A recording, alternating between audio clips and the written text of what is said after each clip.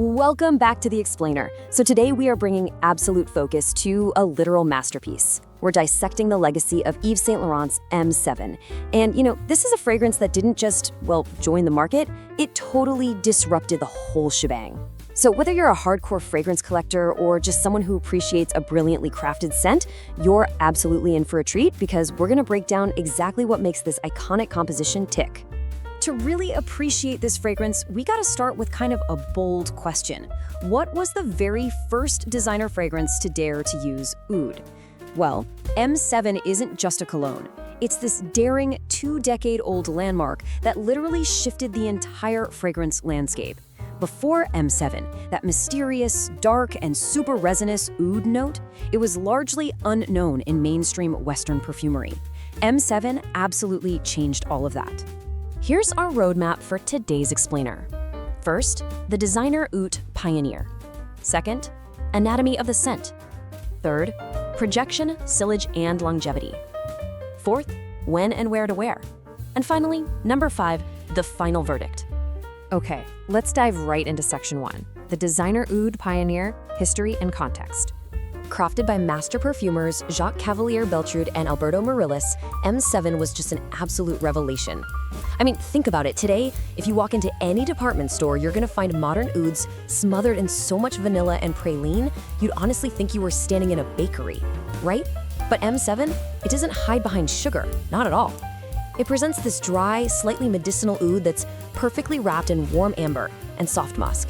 It is totally unapologetic, raw, and deeply sophisticated, which stands in stark contrast to those sweet crowd pleasers dominating today's market. Moving right along to section 2, anatomy of the scent, the olfactory journey.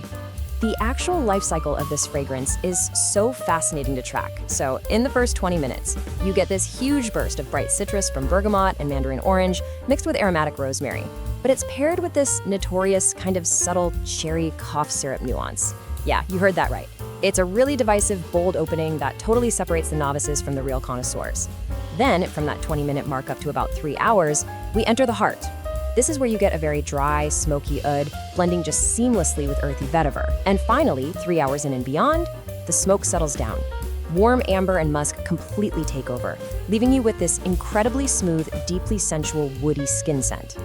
Now for section 3, projection, sillage, and longevity, performance metrics. But hey, before we talk numbers, let's just establish a clear baseline here. Sillage is that rich, woody amber trail left behind in the air as you move around. It's not just projection, which is how far the scent actually pushes off your skin when you're just standing still. Sillage is literally the scent memory you leave in a room long after you've already walked out. And let me tell you, M7's trail is completely unforgettable. All right, so looking at the actual metrics, projection comes in at a very solid 8.5 out of 10. For the first 1 to 2 hours, it pushes off the skin with so much confidence. It makes it extremely noticeable without, totally choking out the room. Then, after those first few hours, it gradually becomes a bit more intimate. Sillage also lands right at an 8.5. That woody amber trail is so distinct, it's absolutely best appreciated indoors or during cooler weather. And I promise you, true fragrance enthusiasts, they're gonna recognize it instantly as you walk past.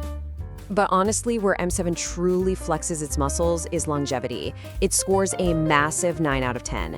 We're talking a rock-solid 8 to 10 hours on the skin, obviously depending a bit on your personal chemistry. But on clothing, oh man, it frequently clings to fabric for well over 24 hours. If you spray this on a wool coat in the dead of winter, I guarantee you'll still be catching whiffs of that beautiful amber and oud a full week later. It's crazy. Moving right along to section 4, when and where to wear. Practical application. Because this profile is just so incredibly rich and resinous, it absolutely thrives in the cold. It easily earns a flawless 5 stars for fall and winter wear. Spring evenings, they get a really solid 4 stars. But high summer heat, that drops down to just 2 stars. That amber and oud combination can easily turn a bit cloying when it's hot out. So definitely keep this as your absolute secret weapon for sophisticated social settings. Date nights, evening dinners, formal events, and cold weather outings. That is exactly where M7 shines the absolute brightest. Now, this is definitely what I'd call a mature scent. It's really best suited for ages 25 and up, though let's be real, genuine confidence is the true prerequisite here. But please take note, do not wear this to the office. That bold medicinal oud character is simply way too distracting and assertive for a closed-in cubicle environment. Well, I mean, unless your specific goal is to aggressively establish dominance in the break room, in which case, go for it. And finally, Section 5, the final verdict. Is it still worth wearing? So let's break down those final subscores. The scent profile itself earns a staggering 9.5 out of 10. Originality is a completely flawless 10. I mean, it genuinely smells unique and totally unparalleled even 2 full decades later. Now, versatility does dip a bit to a 7, mostly due to those strict weather and office restrictions we just covered. And the compliment factor sits right at an 8. You see, M7 doesn't just pander to the masses. Instead, it draws this deep appreciation and very specific compliments from people who truly understand and appreciate sophisticated perfumery.